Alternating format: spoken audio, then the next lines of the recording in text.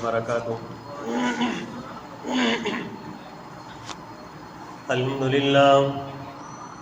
لله نحمده ونستعينه ونستغفره ونؤمن به ونتوكل عليه ونعوذ بالله من شرور أنفسنا ومن سيئات أعمالنا. من يهده الله فلا مضل له ومن يضلل فلا هادي له ونشهد أن لا إله إلا الله وحده لا شريك له وأشهد أن محمدًا عبده ورسوله. اللهم صل على محمد وعلى آل محمد كما صليت على إبراهيم وعلى آل إبراهيم إنك حميد مجيد. اللهم بارك على محمد وعلى آل محمد كما باركت على إبراهيم وعلى آل إبراهيم إنك حميد مجيد. قال الله تبارك وتعالى في القرآن المجيد: بسم الله الرحمن الرحيم. يا أيها المدثر قم فأنذر وربك فكبر وثيابك فطهر. قال الله تعالى في مقام آخر: قل يا أيها الناس إني رسول الله إليكم جميعا. صدق اللہ مولانا العظیم. تمام قسم کے تعریفی کلمات حمد و ثنا، کبریائی، یکتائی، تنہائی، ہمہ قسم کی تعریف اللہ رب العالمین کی ذات کے لیے خاص، بے شمار لاتعداد انگنت درود و سلام امام الاولین والآخرین، امام الحرمین سید الثقلین، امام الانبیاء، خطیب الانبیاء، شفیع المذنبین، صادق الامین، رحمت للعالمین، ساری کائنات کے سردار، آمینہ کے در یتیم، میرے اور آپ کے دلوں کی بہار جناب محمد کریم صلی اللہ علیہ وآلہ وسلم کی ذات گرامی پر احباب ذی وقار اللہ تعالیٰ سے دعا ہے کہ اللہ تعالیٰ ہم سب کی حاضری اپنی رحمتوں سے قبول فرما کر اللہ رب العالمین دنیا اور آخرت کی ساری عزتیں، سارے وقار ہمیں نصیب فرمائے. اور خصوصاً آپ دعا فرمائیں کہ جو لوگ ابھی تک اپنے گھروں کے اندر کام کاج میں جہاں بھی مصروف ہیں، اللہ رب العالمین انہیں بھی جمعۃ المبارک کا فریضہ ادا کرنے کے لیے اپنے گھر میں اول وقت کی حاضری نصیب فرمائے. اور حضرات ذی وقار اللہ تعالیٰ سے یہ بھی دعا ہے کہ اللہ تعالیٰ مجھے صحیح معنوں میں آسان لفظوں میں دین کی بات آپ تک پہنچانے کی توفیق عطا فرمائے، اور کما حق ہو سننے والوں کو، سنانے والے کو نیک لوگوں کی طرح، اولیاء اللہ کی طرح، صالحین کی طرح، نیک پاک لوگوں کی طرح اللہ عمل کی بھی توفیق عطا فرمائے. حضرات ذی وقار اللہ تعالیٰ نے اپنے محبوب جناب محمد کریم صلی اللہ علیہ وسلم کو یہ حکم ارشاد فرمایا کہ یا ایھا المدثر قم فانذر وربک فکبر. اے محبوب صلی اللہ علیہ وسلم، آپ اب اپنے کام کا آغاز کریں، اپنے مشن کا آغاز کریں. اللہ تعالیٰ نے جو آپ کو ذمہ داری دے کے دنیا میں بھیجا ہے اس کا آغاز کریں.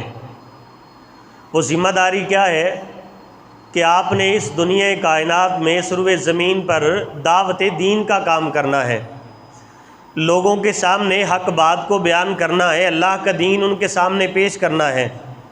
آپ کو لوگوں کی فلاح کے لیے، لوگوں کی خیر اور بھلائی کے لیے دنیا میں بھیجا گیا ہے.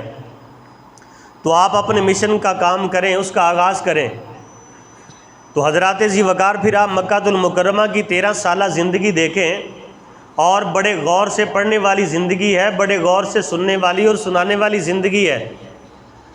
کہ رحمت کائنات صلی اللہ علیہ وسلم نے جب اپنے مشن کا آغاز کیا ہے تو 13 سالہ زندگی کے اندر جو مکہ المکرمہ کی زندگی ہے، پھر آپ نے نہ رات دیکھی ہے نہ آپ نے دن کو دیکھا ہے، آپ نے کسی حالات کو نہیں دیکھا کہ حالات سازگار ہیں یا حالات ہمارے مخالف ہیں۔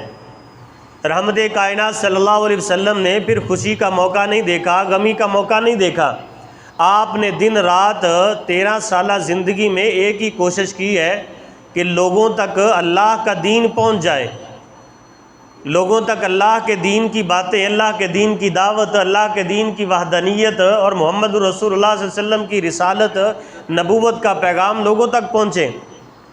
اور حضرات ذی وقار دھوپ اور چھاؤں کا آپ نے کو فرق نہیں سمجھا، اور نرمی اور سختی کو آپ نے مد نظر نہیں رکھا، آپ نے دن رات صبح و شام ہر وقت ہر مجلس میں ہر قدم کے اوپر اللہ کے دین کا کام کیا ہے، دعوت دین کا کام کیا ہے۔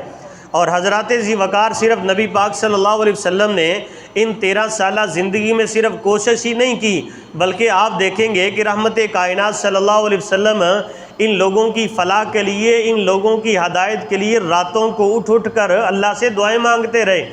اور کبھی آپ اللہ سے عمر کے لیے دعا مانگتے ہیں کہ یا اللہ اس عمر بن خطاب کو ہدایت عطا فرما۔ اللہ اگر عمر کو ہدایت مل گئی، عمر کے نصیب میں اگر اسلام ہو گیا تو عمر کی وجہ سے بہت سارے لوگ مسلمان ہو جائیں گے، کلمہ طیبہ پڑھ لیں گے، اسلام کی چار دیواری کے اندر آ جائیں گے۔ اس لیے کہ عمر ہے ایک سردار ہے، چودھری ہے، وڈیرا آدمی ہے، اور عمر بڑے رکھ رکھاؤ والا بندہ ہے، بڑی گل بات والا بندہ ہے، لوگ اس کی بات کو سنتے ہیں، سمجھتے ہیں، اس کے پیچھے چلتے ہیں۔ یعنی حضرت عمر رکھ رکھاؤ والے بندے ہیں، اللہ اگر یہ کلمہ پڑھ لے گا تو بہت سارے لوگ اس کی وجہ سے مسلمان ہو جائیں گے۔ اور پھر سونے نبی صلی اللہ علیہ وسلم مکہ المکرمہ کے اندر ہی حضرت عمر فاروق رضی اللہ تعالیٰ عنہ سے فرماتے ہیں، میرے عمر تو اپنے اس معاشرے میں دین کا کام کر، لوگوں کی فلاح کا کام کر، لوگوں کی بھلائی کا کام کر۔ اور کبھی سونے نبی صلی اللہ علیہ وسلم حضرت علی سے فرماتے ہیں، اے میرے علی پاک تو بھی دعوت دین کا کام کر، اللہ کا دین لوگوں تک پہنچا۔ اور آپ فرماتے ہیں میرے عمر یہ بات سن لے، اے میرے علی تو بھی میری بات سن لے، اگر تیری دعوت کی وجہ سے، تیری کوشش اور محنت کی وجہ سے ایک بندہ بھی مسلمان ہو جاتا ہے، کلمہ طیبہ پڑھ لیتا ہے، اللہ کی وحدانیت کا اقرار کر لیتا ہے، اور اس کی جان چھوٹ جاتی ہے شرک سے، بتوں سے، اور وہ باطل طریقے سے ہٹ کے صراط مستقیم پہ آ جاتا ہے، میرے علی اور میرے فاروق تیرے لیے سرخ اونٹوں سے زیادہ بہتر ہے۔ حضرات ذی وقار سرخ اونٹ کیا ہے؟ وہ عرب کے اندر بہت بڑا قیمتی اونٹ ہوا کرتا تھا، اور اس کی مثال آپ یہ سمجھیں کہ یہاں ہم غازی آباد میں رہتے ہیں، یہاں آپ پلاٹ خریدتے ہیں تو اس کی قیمت کچھ اور ہے، اگر آپ بحریہ ٹاؤن کے اندر جا کے پلاٹ خریدیں گے تو اس کی قیمت کچھ اور ہوگی، اگر یہی پلاٹ آپ ڈیفنس کے اندر جا کے خریدیں تو اس کی قیمت اور ویلیو کچھ اور ہوگی، اگر وہی پلاٹ آپ صدر کے اندر خریدے جا کے یہ فوجی ایریے کے اندر، آرمی ایریے کے اندر، تو اس کی قیمت اور ہوگی۔ عرب کے اندر جتنے بھی اونٹ ہیں وہ سارے ہی قیمتی ہیں، لیکن سب سے زیادہ قیمت سرخ اونٹ کی ہوا کرتی تھی۔ تو سونے نبی صلی اللہ علیہ وسلم فرماتے عمر میرے علی اگر تیری وجہ سے کوئی بندہ مسلمان ہو جائے، تیری وجہ سے بندہ راہ راست کے اوپر آ جائے، ہدایت کے اوپر آ جائے، تو اللہ کے راستے میں سرخ اونٹ سے بھی زیادہ بہتر ہے۔ حضرات ذی وقار پھر آگے چلتے ہیں، ہم مختصر کرتے چلے جائیں۔ سونے نبی صلی اللہ علیہ وسلم کی زندگی میں پھر بڑی بڑی رکاوٹیں آئیں، دعوت دین سے روکنے کے لیے کفار مکہ نے بڑی بڑی سازشیں کی، بڑے بڑے جال بچھائے اور بڑے بڑے فتنوں میں مبتلا کرنے کی کوشش کی، اور سونے نبی صلی اللہ علیہ وسلم کو اس مشن سے روکنے کے لیے شیب ابی طالب کے اندر سونے نبی صلی اللہ علیہ وسلم کو 3 سال قید بھی کیا گیا، اور پھر حتیٰ کہ سونے نبی صلی اللہ علیہ وسلم کو مکہ المکرمہ سے نکال بھی دیا گیا۔ اچھا آپ مکہ المکرمہ سے نکلے ہیں تو یثرب پہنچے ہیں، اور یثرب پہلے وہ یثرب تھا، بعد میں مدینہ المنورہ نام رکھا گیا۔ آپ نے وہاں پہ جا کے اپنے مشن کو نظر انداز نہیں کیا، آپ وہاں پہنچے ہیں تو اپنی ذمہ داری کو چھوڑا نہیں ہے، وہاں بھی سونے نبی صلی اللہ علیہ وسلم دین کا کام کرتے ہیں، دعوت دین کے لیے نکلتے ہیں۔ اب وہاں مسئلہ اور مشکل آ گیا کہ دعوت و جہاد کے اندر بھی قدم رکھنا ہے، پہلے تو صرف زبانی دعوت تھی، اب آپ کو جہاد بھی کرنا پڑے گا۔ تو سونے نبی صلی اللہ علیہ وسلم بذات خود میدان جہاد کے اندر اترتے ہیں، میدان قتال کے اندر اترتے ہیں کہ اللہ کا دین ان لوگوں تک پہنچ جائے۔ اور پھر صلح حدیبیہ ہوتا ہے۔ چلتے چلتے اس سے پہلے نبی پاک صلی اللہ علیہ وسلم نے مدینہ المنورہ سے ایک لمبا سفر کیا، طائف کی وادی میں پہنچے، وہاں پہ جا کے نبی پاک صلی اللہ علیہ وسلم نے ان لوگوں کو سمجھایا، اللہ کا دین ان تک پہنچانے کی کوشش کی، حق بات ان کے سامنے رکھنے کی کوشش کی، اللہ کے دین کو انہیں سنانے کی کوشش کی، ان کی فلاح، کامیابی، کامرانی کی کوشش کی۔ لیکن ان لوگوں نے سونے نبی صلی اللہ علیہ وسلم کو طرح طرح کی تکلیفوں کے اندر مبتلا کیا، طرح طرح کی آزمائشوں کے اندر مبتلا کیا۔ چھوٹے چھوٹے معصوم بچے ہیں، وہ سونے نبی صلی اللہ علیہ وسلم کو پتھر مارتے ہیں، لیکن آپ صلی اللہ علیہ وسلم نے اپنا مشن نہیں چھوڑا، اپنی ذمہ داری سے آپ دستبردار نہیں ہوئے۔ سونے نبی صلی اللہ علیہ وسلم نے ان تکلیفوں کے باوجود بھی، ان پتھروں کے باوجود بھی سونے نبی اللہ کے سامنے ہاتھ اٹھا کے دعا کرتے ہیں، اللہم اہدی قومی فإنہم لا یعلمون، اللہ یہ میری قوم میرے مرتبے کو نہیں جانتی، میری عزت کو نہیں جانتی، یہ میرے وقار کو نہیں جانتے، اللہ پھر بھی تو انہیں ہدایت نصیب فرما، اللہ انہیں راہ حق عطا فرما، انہیں بھی دنیا اور آخرت کی ذلتوں سے بچا دے، انہیں دنیا اور آخرت کی عزتوں کا والی وارث بنا دے۔ اچھا، یہ قافلہ چلتے چلتے صلح حدیبیہ کے مقام پہ پہنچا۔ صلح حدیبیہ جب ہوا کہ اب ہم لڑیں گے نہیں، اب ہم ایک دوسرے کے مد مقابل نہیں آئیں گے، تو ذرا سونے نبی صلی اللہ علیہ وسلم کی زندگی میں ذرا اطمینان آیا، آپ کو ذرا سا سکون محسوس ہوا کہ اب زندگی تھوڑی سی بہتر ہوئی ہے، اب زندگی میں ذرا آرام اور چین کا موقع آیا ہے۔ تو آپ نے صحابہ کرام کو جمع فرمایا۔ آپ فرماتے ہیں، میرے صحابہ، میرا جی چاہتا ہے کہ یہ بڑے بڑے ملک جو ہمارے آس پاس رہتے ہیں، ملک شام ہے، ملک روم ہے، اور پھر اسی طرح وہ مصر کا علاقہ ہے، تو میں چاہتا ہوں کہ ہم ان لوگوں تک بھی دعوت کا کام کریں، اللہ کا دین ان کو بھی سنائیں کہ وہ جو ملکوں کے سربراہان ہیں، جو بادشاہ ہیں، ہم ان کی فلاح کے لیے کام کریں، ان کی بخشش کے لیے کام کریں، ان کے دین کے لیے بھی ہم فکر مند ہوں۔ ہم یہ کوشش کریں کہ وہ سربراہان جو ملکوں کے سربراہ ہیں، جو بڑی بڑی مسندوں کے اوپر بیٹھے ہوئے ہیں، ہم کوشش کریں کہ وہ بھی دین کے اندر شامل ہو جائیں، اللہ کا دین انہیں بھی نصیب ہو جائے، انہیں اسلام کی روشنی مل جائے۔ ہم کوشش کریں کہ وہ بھی جہنم کی آگ سے بچ جائیں، وہ بھی اللہ کے عذاب سے محفوظ ہو جائیں، وہ بھی دنیا کے اندر بھی کامیاب ہو، آخرت کے اندر بھی کامیاب ہو۔ میں یہ چاہتا ہوں۔ صحابہ کرام کہتے اللہ کے رسول صلی اللہ علیہ وسلم، ہمارے لیے کیا حکم ہے؟ ہم ہر طرح سے حاضر ہے، جو آپ کا حکم ہوگا ہم اللہ کے حکم سے تیار ہے۔ تو سونے نبی صلی اللہ علیہ وسلم نے فرمایا، ہم ان سربراہان کو خط لکھتے ہیں اور خط کے ذریعے اللہ کا دین کا پیغام ان تک پہنچاتے ہیں۔ اور نبی پاک صلی اللہ علیہ وسلم نے خط لکھنا شروع کیے، لکھوانا شروع کیے۔ تو ایک خط آپ نے روم کے بادشاہ کے نام لکھا، اور اوپر لکھا کیا ہے؟ بسم اللہ الرحمن الرحیم، یہ محمد الرسول اللہ صلی اللہ علیہ وسلم کی طرف سے خط ہے، اے روم کے بادشاہ، یہ آپ کے نام خط ہے۔ اور خط کے اوپر آگے لکھا کیا ہے کہ اے بادشاہ سلامت، آپ اسلام کو قبول کر لیں، آپ کلمہ طیبہ پڑھ لیں، اللہ کے دین کو قبول کر لیں، تو آپ کو دوہرا اجر ملے گا۔ وہ عیسائیوں کا بادشاہ تھا، تو سونے نبی نے فرمایا سب سے پہلا اجر تو یہ ہے کہ آپ حضرت عیسیٰ علیہ السلام کو مانتے ہیں، اور دوسرا اجر کیا ملے گا کہ آپ میری نبوت اور رسالت کو بھی تسلیم کر لیں۔ اور یہ حضرت عیسیٰ علیہ السلام نے بھی آپ کو کہا تھا، اپنی قوم کو عیسیٰ علیہ السلام نے یہ خوشخبری سنائی تھی، وَإِذْ قَالَ عِيسَى ابْنُ مَرْيَمَ يَا بَنِي إِسْرَائِيلَ إِنِّي رَسُولُ اللَّهِ إِلَيْكُمْ مُصَدِّقًا لِمَا بَيْنَ يَدَيَّ مِنَ التَّوْرَاةِ وَمُبَشِّرًا بِرَسُولٍ يَأْتِي مِن بَعْدِي اسْمُهُ أَحْمَدُ۔ اے میری قوم کے لوگو، ان قریب میرے بعد ایک اللہ کا عظیم نبی آئے گا، وہ بڑا وقار والا نبی ہوگا، بڑی شان و شوکت والا نبی ہوگا، بڑا خوبصورت نبی ہوگا، اور وہ عظیم نبی بھی ہوگا اور خاتم النبیین نبی بھی ہوگا۔ تو آپ کی زندگی میں آ جائے تو آپ نے مجھے چھوڑ کر اس کی نبوت و رسالت کو تسلیم کر لینا ہے۔ آپ فرماتے ہیں بادشاہ سلامت، اگر تم حضرت عیسیٰ علیہ السلام کی بات کو مان کے میری نبوت و رسالت کا اقرار کرتے ہو تو ڈبل اجر ملے گا۔ اور تیسرا فائدہ کیا ہوگا؟ آپ ملک کے سربراہ ہیں، بادشاہ ہیں، اگر آپ کلمہ طیبہ پڑھتے ہیں، دین محمد صلی اللہ علیہ وسلم کو قبول کرتے ہیں، تو تمہاری وجہ سے تمہاری رعایا کے اندر بہت سارے لوگ مسلمان ہو جائیں گے، ان کا سہرا بھی تمہارے سر کے اوپر سجے گا۔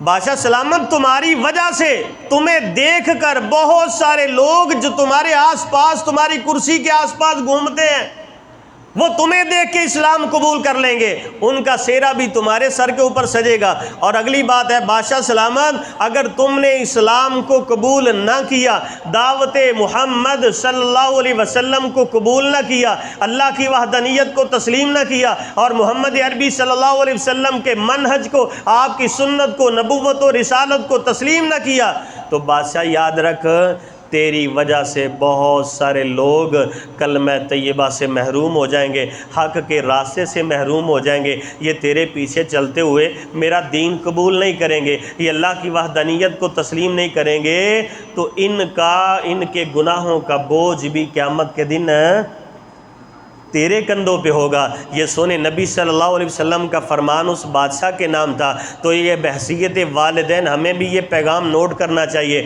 اگر ہمارے بچے ہماری دعوت کی وجہ سے، ہماری محنت کی وجہ سے اسلام کے اندر آ جاتے ہیں، اللہ کے دین کے تابع ہو جاتے ہیں، اور سونے نبی کی شریعت کو تسلیم کر لیتے ہیں، اور سونے نبی صلی اللہ علیہ وسلم جیسی سیرت بناتے ہیں، صورت بناتے ہیں، کردار بناتے ہیں، 5 وقت کے نمازی ہمارے بچے بن جائیں، اور ہماری دعوت کی وجہ سے، ہماری کوشش اور محنت کی وجہ سے، تو ان کا سہرا بھی قیامت کے دن ہمارے سر پہ سجے گا۔ لیکن اگر ہم اس دنیا میں رہتے ہوئے صرف اپنے بچوں کی تعلیم و تربیت کی فکر کرتے رہیں کہ میرا بیٹا ڈپلومہ کر جائے، میرا بیٹا MPA بھی بن جائے، MNA بھی بن جائے، میرا بچہ انجینئر بن جائے، میرا بچہ وکیل اور جج بن جائے، اور میرا بچہ جناب فلاں ڈگری لے لے، اور میرا بچہ یہ جناب BA کر جائے، میرا بچہ آگے پڑھتا چلا جائے، ڈاکٹر بن جائے، تو پھر اگر یہ دین سے دور ہوا، محمد عربی صلی اللہ علیہ وسلم کی شریعت سے دور ہوا، تو اس کے گناہوں کا بوجھ بھی والدین کے کندھوں پہ قیامت کے دن ہوگا۔ ذمہ دار ہے، جس طرح ریاست کے حکمران ریاست کے ذمہ دار ہیں، اسی طرح گھر میں رہنے والے بچوں کے ذمہ دار ماں باپ ہیں۔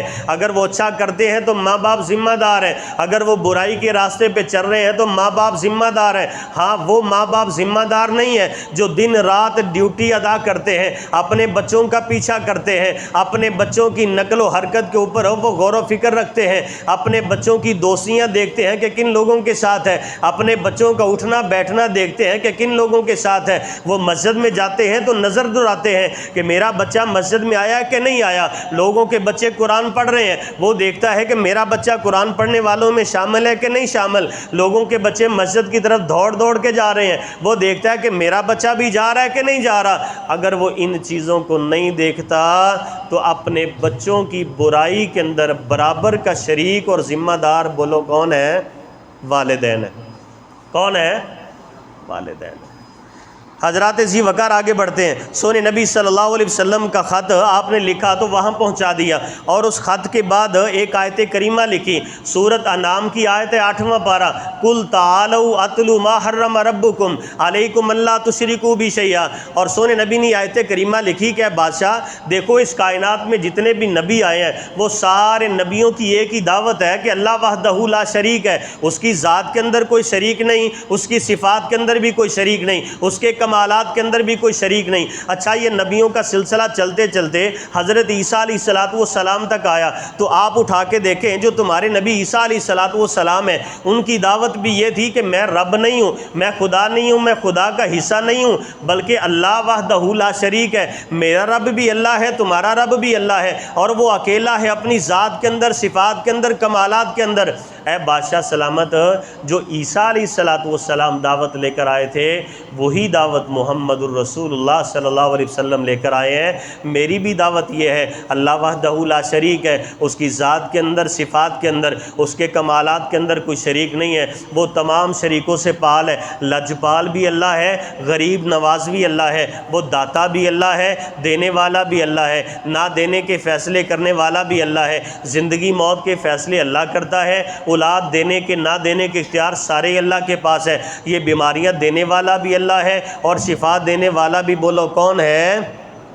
یہ سمندروں کے پانیوں میں بڑے بڑے بحری جہازوں کو ڈبونے والا کون ہے اور تارنے والا کون ہے, پار لگانے والا کون ہے؟ اللہ کی قسم کوئی بابا نہیں ہے, کوئی کتب نہیں ہے, کوئی ابدال نہیں ہے, کوئی ولی نہیں ہے, کوئی پیغمبر, کوئی رسول, کوئی نہیں ہے. یہ سارے اختیار اگر ہیں تو اللہ کی قسم صرف اللہ رب العالمین کے پاس ہے, کسی دوسرے کے پاس. بادشاہ روم نے تو اس کے دل میں تجسس پیدا ہوا, اس کے دل میں حسرت پیدا ہوئی کہ میں ذرا تحقیق کروں کہ یہ خط لکھنے والا محمد کون ہے صلی اللہ علیہ وسلم, اور میں اس کے کردار کے بارے میں معلومات کرتا ہوں, اس کی سیرت کے بارے میں, اس کا کردار کیسا ہے, اس کی سیرت کیسی ہے, اس کی زندگی کے بارے میں معلومات لیتا ہوں کہ یہ محمد صلی اللہ علیہ وسلم نے جو خط بھیجا ہے یہ خط کے اندر باتیں تو ساری سچی ہیں, لیکن میں دیکھتا ہوں کہ خط لکھوانے والا بھجوانے والا کون ہے. انہوں نے اپنے چیلے کو حکم دیا کہ آپ اسی وقت روم کے اندر نکلیں, بازاروں کے اندر, منڈی کے اندر, اگر کوئی مکہ المکرمہ سے یہاں بندہ کوئی بھی آیا ہوا ہے اسے اٹھا کے میرے پاس لے آؤ. چیلے بھج اٹھے, وزیر سارے بھاجی چھوٹا لا دیاں بھی بادشاہ تو حکم ہوئے تو کیوں نہ نکلے. اتفاق کی بات ہے کہ روم کی سرزمین پہ ابو سفیان جو مکہ المکرمہ کا سردار ہے اور نبی کریم صلی اللہ علیہ وسلم کے جتنے بھی دشمن ہیں ان دشمنوں کا سربراہ کون تھا, ان کو لیڈ کون کرتا تھا, ان کا سپہ سالار کون تھا؟ ابو سفیان. وہ ہتھے چڑھ گیا, انہوں نے ابو سفیان کو پکڑا کہ یہ تو مکہ المکرمہ سے آیا ہوا ہے. ابو سفیان ڈر گیا کہ جناب بادشاہ نے مجھے قید کروا لیا, فوجی آ گئے. ابو سفیان نے کہا ٹھہرو, میں اکیلا نہیں ہوں, ہم 30 لوگوں کا قافلہ یہاں آئے ہوئے ہیں تجارت کی غرض سے. انہوں نے کہا بس بادشاہ سلامت آپ سب کو بلا رہے ہیں. ساروں کو لے کے بادشاہ سلامت کے سامنے پیش کیا گیا. روم کا بادشاہ عیسائی تھا. انہوں نے کہا کہ آپ کا سپہ سالار کون ہے, آپ 30 لوگ ہو, آپ کا سربراہ کون ہے؟ انہوں نے کہا جی ہمارا سربراہ, ہمارا لیڈر ابو سفیان ہے, یہ ہمارے علاقے کا بھی سردار ہے, اس قافلے کا سربراہ بھی ابو سفیان ہے. انہوں نے کہا ابو سفیان آپ میرے سامنے یہاں کھڑے ہو جائے. 29 لوگوں کو پیچھے بٹھا دیا اور بادشاہ سلام نے کہا ابو سفیان میں آپ سے چند سوالات کرنے لگا ہوں, آپ غور کریں گے, میں چند سوالات آپ سے کرنے لگا ہوں, آپ نے سچ سچ جواب دینا ہے. ابو سفیان آپ میری عدالت میں کھڑے ہیں, آپ مکہ المکرمہ میں نہیں ہیں, آپ سردار ہوں گے تو وہاں ہوں گے, آپ چودھری ہوں گے تو وہاں ہوں گے, یہاں آپ سردار نہیں ہو, چودھری نہیں ہو, میرے سامنے آپ کھڑے ہیں, میں سوال کرنے لگا ہوں, میرے جتنے بھی سوال ہوں گے سب کا صاف صاف سیدھا جواب دینا ہے. ہیرا پھیری تے وعدہ کاٹا کرنا نہیں ہے, ہیرا پھیری کرنی, اپنے کولو ولولیا کرنا سیدھی بات ہے. ابو سفیان اگر تم نے ذرا سی بھی اونچ نیچ کی, وعدہ کاٹا کیتا تے میں تیری تون وڈن لگیا دیر نہیں لگ. جھوٹ نہیں سننا میں تے فراڈ بھی نہیں سننا, سیدھی سیدھی بات ہے. اور ابو سفیان کو یہ بات کہنے کے بعد بادشاہ نے کہا 29 لوگ پیچھے ہیں, بھائی اگر ابو سفیان وعدہ گھاٹا کرے نا گل چ تو بس اشارہ کر دینا تسی. یہ کو میں سوال کرنے لگا تے جے یہ سوال دے جواب چ ذرا بھی وعدہ گھاٹا کرے تو مینوں اشارہ کر دینا بس. ان کا جواب کیا تھا بھلا؟ یہ ہمارا نچوڑ ہے آج کے خطبے کا عمر بھائی. کافر ہیں سارے, کون ہیں بولو ذرا میرے ساتھ, کون ہے سارے ہی؟ اور سارے ہی محمد صلی اللہ علیہ وسلم کے دشمن ہیں, سارے کیا ہیں؟ دشمن ہیں. ان 29 لوگوں نے پتہ کیا کہا بادشاہ سلامت, انہوں نے کہا بادشاہ سلامت آپ سوال کریں, یہ ہمارے سردار ہیں, ہمارے سربراہ ہیں, ہم اپنے سردار کے بارے میں گواہی دیتے ہیں کہ ہمارے سردار جواب دینے میں ہیرا پھیری, کوئی وعدہ کاٹا, کوئی جھوٹ, کوئی ول فریب نہیں کر دے. یہ اوتھے بھی نہیں کر دے تے ایتھے بھی نہیں کر دے. یہ کون کہہ رہے ہیں؟ کون کہہ رہے ہیں؟ یہ کافر کے بارے میں گواہی دے رہا ہے. یہ بادشاہ سلامت آپ بے فکر ہو کے سوال کریں, یہ ہمارے سردار ہیں, جھوٹ نہیں بولتے. یہ اپنی ذلت برداشت, اپنی بےزتی برداشت نہیں کرتے, یہ جھوٹ نہیں بولیں گے, آپ سوال کریں. لیکن حضرات یہی بات آج ہم بحیثیت مسلمان نمازی دیکھیں, ہم کسی بھائی کے لیے گواہی دینے کے لیے تیار ہیں. کوئی بھائی ہمارے بارے میں گواہی دینے کے لیے تیار ہے کہ یار یہ بندہ جھوٹ نہیں جے ماردا, یار یہ وعدہ گھاٹا نہیں جے کردا, یہ ول فریب نہیں جے کردا, بندہ سچا تے کھرا ہے. خدا کی قسم یہاں نمازی کے بارے میں اکساتا ہے, نمازی کے بارے میں ورگلانے کی کوشش کرتا ہے، ذہن کے اندر دشمنیاں پیدا کرنے کی کوشش کرتا ہے، اگلے کی سوچ اور فکر میں دشمنیاں پیدا کرتا ہے۔ اگر کسی کے بارے میں، کسی کی عزت کے بارے میں آپ سوال کر لیں، بس کسی کی تعریف کر دیں، پھر ویکھو سنو گل باندھی کدھر ہے تے جاندی کدھر ہے۔ پا تو اجے واہ نہیں پیا، تیرا واہ پے گا تے تینوں لگ سر جانا ہے، تیریاں نسلاں بھی یاد رکھن گیاں۔ اج تے تو تعریفاں کرن ڈیا نہ دیاں، تے جدوں کتے تو دا تھلے آ گیا، یہی کہتے ہیں نا ایک دوسرے کے بارے میں۔ اور وہ کافر کیا گواہی دے رہے ہیں کہ آپ سوال کریں، ہمارے سردار ہیرا پھیری وعدہ کاٹا کرتے نہیں ہیں۔ اور میرے بھائی ہم مسلمان ہیں، آج ایک دوسرے کی سچائی کے بارے میں گواہی دینے کے لیے تیار نہیں، ڈر لگتا ہے، خدا کی قسم خوف آتا ہے۔ نمازی کے بارے میں گواہی دینے کے لیے تیار نہیں ہے، حاجی صاحب کے بارے میں گواہی دینے کے لیے تیار نہیں، دکاندار کے بارے میں گواہی دینے کے لیے تیار نہیں۔ جا کے صرف آپ اتنا ہی کہہ دیں بھئی آپ 1500 کا سوٹ دے رہے ہیں، وہ 1400 کا دے رہا ہے، انہیں 7100 تواڈے دماغ 'چ گل پا دینی ہے، وہ پا اتوں لے کے تو ویکھ لے، تو دوئے دن رون لگ پینا۔ وہ تو 2 نمبر مال لے کے بیٹھا ہے، چوری دا مال ویچن ڈیا، تین نہیں پتا کیوں عمر صاحب انجی ہے؟ پاؤ ملاوٹ والا کپڑا ہی جا تو لے جا کے 100 بچا دا تے ویکھی تو دوجے دن روندا پیچھے آنا ہے۔ یہ مسلمان کے بارے میں کہہ رہا ہے، اور کافر کے بارے میں گواہی دے رہا ہے کہ آپ بے فکر ہو کے سوال کریں۔ ابو سفیان جھوٹ نہیں بولتا۔ خیر حضرات، سب سے پہلا سوال روم کے بادشاہ نے سوال کیا، ابو سفیان سب سے پہلا سوال آپ سے یہ ہے، یہ خط میرے پاس مکہ المکرمہ مدینہ المنورہ سے آیا ہے، محمد الرسول اللہ صلی اللہ علیہ وسلم نے خط بھیجا ہے، میرا سوال یہ ہے کیف نسبہ محمد، سب کو صلی اللہ علیہ وسلم، کیف نسبہ محمد صلی اللہ علیہ وسلم۔ ابو سفیان مجھے یہ بتائیں، محمد صلی اللہ علیہ وسلم جنہوں نے یہ خط مجھے بھیجا ہے، جنہوں نے نبوت کا دعویٰ کیا ہے، ان کا حسب نسب کیسا ہے، ان کے باپ دادا کیسے ہیں، ان کے باپ دادا نیک تھے، بد تھے، اچھے انسان تھے یا برے انسان تھے، وہ کیسے تھے؟ یہ ابو سفیان سے سوال ہو رہا ہے جو سارے مشرکوں کا سربراہ ہے اور نبی صلی اللہ علیہ وسلم کے جتنے دشمن ہیں ان کو لیڈ کرتا ہے، ان کا سربراہ ہے، سپہ سالار ہے۔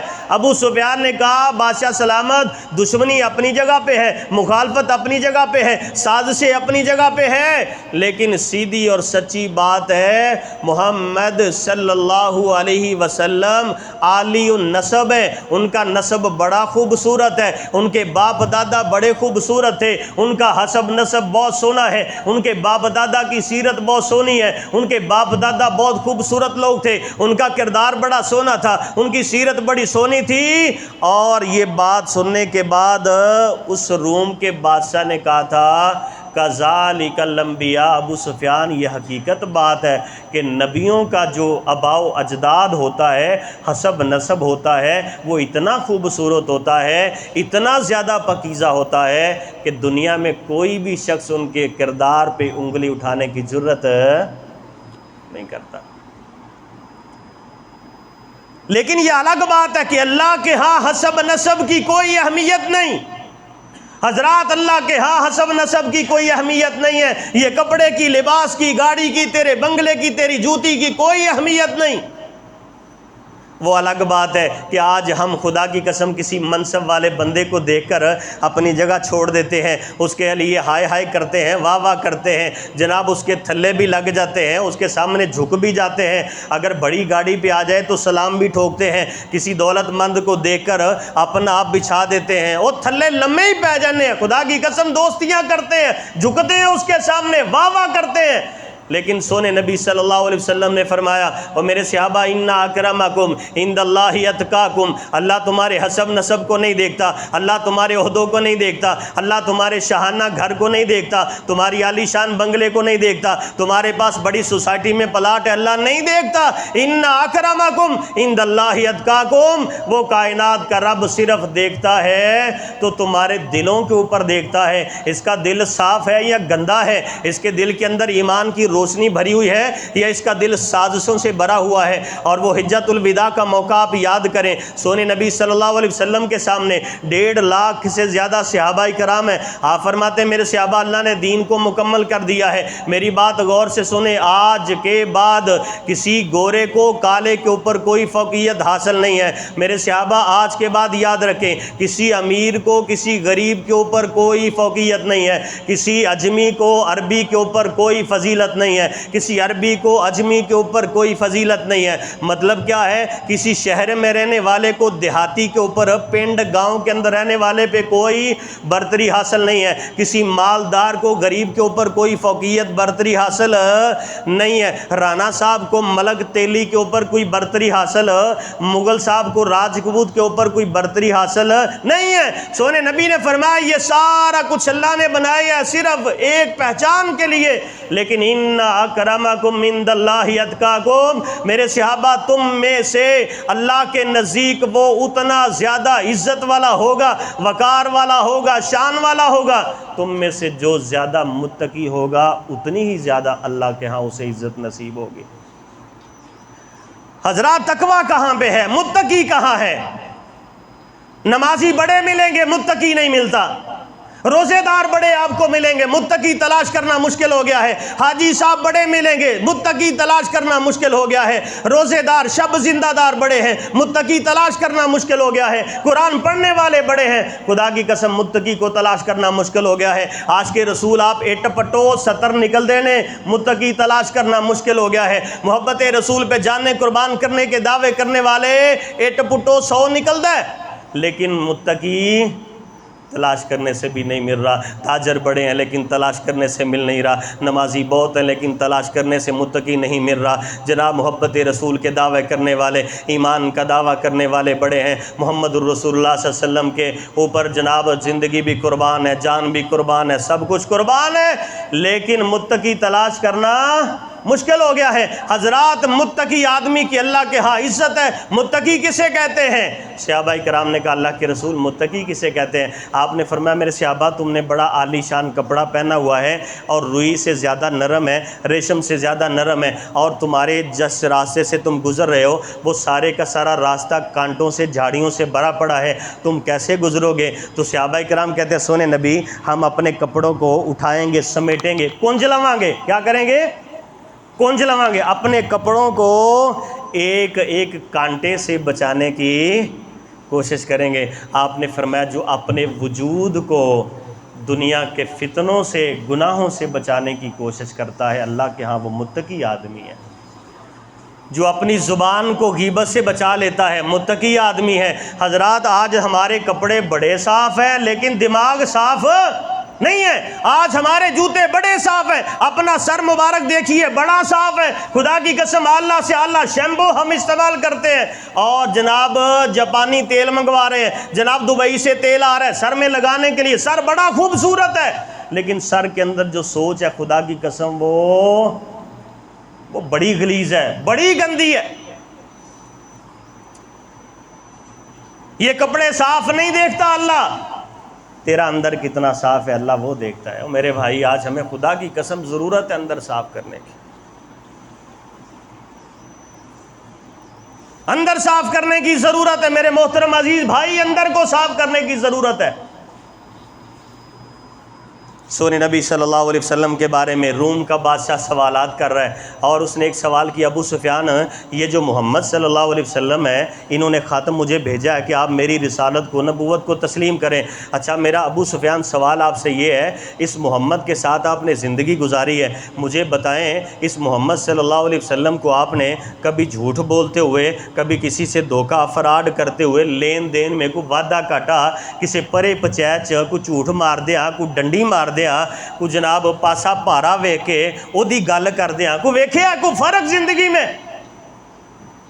ابو سفیان نے خدا کی قسم بڑی بڑی سازشیں کی محمد مصطفیٰ صلی اللہ علیہ وسلم کی نبوت و رسالت سے لوگوں کو روکنے کے لیے، محمد عربی کی شریعت کو، دین کو روکنے کے لیے ابو سفیان نے ایڑی چوٹی کا زور لگایا۔ اور ابو سفیان ہی وہ بندہ ہے جس نے محمد الرسول اللہ صلی اللہ علیہ وسلم کو مکہ المکرمہ سے نکلنے پہ مجبور کیا ہے۔ اور آج روم کا بادشاہ سوال کرتا ہے، ابو سفیان مجھے بتا، محمد عربی صلی اللہ علیہ وسلم جن کا خط میرے پاس آیا ہے، ان کو وعدہ کاٹا کر دیا، ڈنڈی مار دیا، جھوٹ مار دیا، ویکھیا ہے؟ کیا کہنا چاہیے تھا؟ دشمن ہے، ابھی بھی دشمن ہے، سربراہ ہے، لیڈ کر رہا ہے۔ یہی وہ بد نصیب تھے کہ جنہوں نے محمد مصطفیٰ صلی اللہ علیہ وسلم کے راستوں میں کانٹے بچھائے اور گڑھے کھودے کہ صبح سونے نبی اندھیرے کے اندر مسجد میں آتے ہیں، حرم کے اندر آتے ہیں تو یہ گڑھے کے اندر گریں گے، ہم تالیاں بجائیں گے۔ یہی وہ شخص ہے جنہوں نے سونے نبی صلی اللہ علیہ وسلم کے راستے میں کھڈے کھودے، کھڈے کہ سونے نبی یہاں گریں گے تب تالیاں ماریں گے، او پیاج محمد صلی اللہ علیہ وسلم۔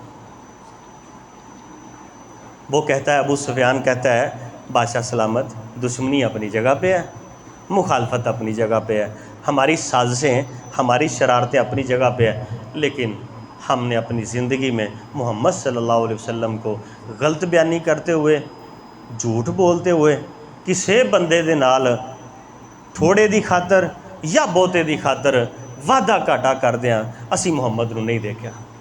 کہو سبحان اللہ، جدہ دل ٹھریا ہو کہ سبحان اللہ، اور جدے دل جی ٹھنڈ پئی ہو کہ سبحان اللہ۔ ابو سفیان کفر کا سربراہ ہے، اور محمد عربی صلی اللہ علیہ وسلم کے مکہ المکرمہ میں جتنے دشمن ہیں سب کا سربراہ ابو سفیان ہے، اور وہ کہتا ہے کہ ہم نے محمد صلی اللہ علیہ وسلم کو زندگی میں کسی سے وعدہ کاٹا کرتے، کسی دا حق کھاندیاں ویکھیا کہ اسی اللہ دے فضل نال چھڈ دے ویکھیا کسے نو، وہ پہلا دا حق کھائی جا رہے ہیں، ماڑا بھرا ہے وہ دا حق کھا بلیٹ لیا، بہنا رول کے مر گئیاں نے، حق مانگ دیاں مر گئیاں نے۔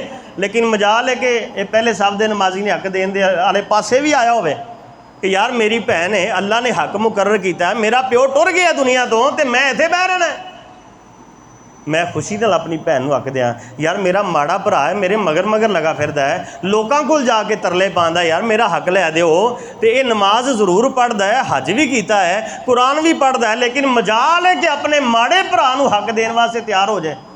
لیکن محمد صلی اللہ علیہ وسلم کے بارے میں کیا کہہ رہے ہیں؟ ابو سفیان ہے کیا کہہ رہے ہیں؟ حضرات ذی وقار باتیں بڑی آسان ہیں، لیکن ابھی ہم اسلام سے بہت دور ہیں۔ سچی تے کھری بات ہے، خدا دی قسم کھری تے سچی گل ہے، اسی انسانیت تو ہی بڑا دور ہاں۔ اسلام تو ایک بڑا مرتبہ ہے، انسانیت سے ابھی ہم۔ ڈاکٹر ذاکر نائک صاحب دعا کرو اللہ ان کی عزت اور دین ایمان کی حفاظت فرمائے، سب کو آمین۔ کراچی کے اندر ایک بیان ہو رہا تھا ان کا، سوال و جواب کی نشست ہوئی، یہ بطور اصلاح بات آپ سے کر رہا ہوں میں، ٹائم ہمارا پورا ہو گیا، معذرت کے ساتھ 2 منٹ دے دیں۔ انہوں نے کہا جی غیر مسلم سوال کریں، انہوں نے ترجیح دی غیر مسلموں کو کہ وہ کچھ سوال کریں دین کے بارے میں، کہ ان کی شکال ہو دین کے بارے میں، کہ ان کے دل میں کوئی غلط فہمی ہو تو وہ سوال کر سکتے ہیں۔ ایک عیسائی لڑکا کھڑا ہوا، عدیل بھائی، انہوں نے کہا ڈاکٹر صاحب میں اسلام سے محبت کرتا ہوں، میں عیسائی ہوں، میں نے اسلام کے بارے میں پڑھا ہے تو اسلام بڑا سچا سچا خوبصورت مذہب ہے۔ کہو سبحان اللہ، اسلام سے زیادہ خوبصورت دنیا میں کوئی مذہب ہے نہیں، یہ عیسائی کہہ رہا ہے۔ کون کہہ رہا ہے؟ کون کہہ رہا ہے کہ اسلام سے زیادہ دنیا میں خوبصورت مذہب پورے حق اسلام دے رہا ہے، ہر بندے کو، ماڑے بندے کو اس کے حق دے رہا ہے، غریب کو اس کے حق دے رہا ہے، مالک کو مالک کے حق دے رہا ہے، ملازم کو ملازم کے حقوق اسلام دے رہا ہے، بیٹی کے حق اسلام دے رہا ہے، بیوی کے حق اسلام دے رہا ہے، ماں کا حق اسلام ادا کرنے کا کہہ رہا ہے، باپ کا حق اسلام کہتا ہے ادا کرو، بھائی کا حق ادا کرے، بچے اپنے ماں باپ کا حق ادا کریں، ماں باپ اپنے بچوں کا، یعنی اسلام بڑا خوبصورت مذہب ہے۔ تو میں نے اسلام کے اندر پڑھا ہے کہ مسلمان کے اوپر 5 وقت کی نماز فرض ہے، اور اسلام اور کفر کے درمیان فرق کرنے والی نماز ہے۔ کہتے ہیں میں نے پڑھا ہے۔ یہ کون کہہ رہا ہے؟ عیسائی کہہ رہا ہے، آپ نیٹ سے نکالیں نکل آئے گا۔ عیسائی کہہ رہا ہے کہ میں نے پڑھا ہے کہ اسلام اور کفر کے درمیان فرق کرنے والی کون سی چیز ہے؟ نماز ہے۔ تو عیسائی کہتا ہے کہ میرا چونکہ اس معاشرے میں رہتا ہوں پاکستان میں، میرے بہت سارے دوست مسلمان بھی ہیں، لیکن ڈاکٹر صاحب وہ نماز نہیں پڑھتے۔ اب میں اسلام تو لانا چاہتا ہوں، لیکن کیا میرا سوال یہ کہ نماز کے بغیر اسلام کسی کام کا ہے؟ حضرات یہ بہت بڑا تھپڑ ہے مسلمانوں کے چہرے پہ، اگر غور کریں تو بہت بڑا چھتر ہے، کہہ لو بڑا چھتر ہے کہ وہ کہہ رہا ہے کہ میں نے اسلام کے بارے میں پڑھا، اسلام اور کفر کے درمیان نماز فرق کر رہی ہے کہ پڑھنے والا مسلمان ہے، چھوڑنے والا کافر ہے۔ تو کیا میرے جو دوست مسلمان ہیں نماز کے قریب بھی نہیں جاتے، مسجد کے سامنے سے ہفتہ ہفتہ گزر جاتے ہیں، مسیتیں نہیں وڑ کے ویندے، تو وہ مسلمان ہے؟ اگر تو وہ مسلمان ہے تو پھر میں بھی ہو جاتا ہوں، کیونکہ میں بھی ان کے ساتھ ہی رہتا ہوں نا، جنیاں کو وہ پڑھ دینے انیاں کو میں پڑھنی ہے نا۔ کیوں کیا خیال ہے ہم نماز پڑھتے ہیں؟ پوچھیں اپنے آپ سے، نماز پڑھتے ہیں؟ بہت پیچھے ہیں، بہت پیچھے ہیں۔ وعدہ کریں ہیں اور نیت کر لیں، چلے وعدہ رہنے دیں، نیت کریں جی آج کے بعد، بلکہ آج سے کون 5 نمازیں پڑھنے کی کوشش کرے گا؟ نیت کر لیں، نیت فرما لیں، نیت کا کوئی پیسہ نہیں لگتا، نیت دے کوئی پیسہ نہیں لگتے، فری فنڈ سے نیت ہے۔ کون کون نیت کرتا ہے جی انشاءاللہ ہم 5 وقت کی نماز پڑھنے کی کوشش کریں گے؟ با جماعت رہ جائے کوئی بات نہیں، آپ دکاندار ہیں، کام کاج کرتے ہیں، مستری مزدور ہیں، رہ جاتی ہے، لیکن رات کو کم از کم سونے سے پہلے 5 پوری کر کے سوئیں گے۔ کون وعدہ کرتا ہے جی؟ اللہ ہمیں عمل کی توفیق عطا فرمائے۔